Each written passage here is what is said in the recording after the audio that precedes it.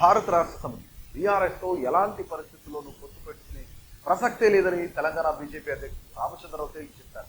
రాష్ట్రంలో కాంగ్రెస్ ను గద్దెదించడానికి ఈ రెండు పార్టీలు కలుస్తాయంటూ వస్తున్న ఊహాగానాలకు ఆయన తెరదించారు. ఈ ప్రచారాన్ని ప్రజలు నమ్మొద్దని కోరారు. హైదరాబాద్ నాంపల్లిలోని బీజేపీ రాష్ట్ర కార్యాలయంలో ఆదివారం పలువురు బీఆర్ఎస్ నేతలకు ఆయన కండువా కప్పి పార్టీలకు ఆహ్వానించారు. ఈ సందర్భంగా రామచంద్రరావు మాట్లాడుతూ, గతంలో బీఆర్ఎస్, ఇప్పుడు కాంగ్రెస్ రెండు పార్టీలు తెలంగాణను, హైదరాబాద్ నగరాన్ని ఎంఐఎంకు అప్పగిస్తున్నాయని తీవ్రంగా విమర్శించారు. ఈసారి ప్రజలు బీజేపీకి అవకాశం ఇచ్చేందుకు సిద్ధంగా ఉన్నారని అన్నారు.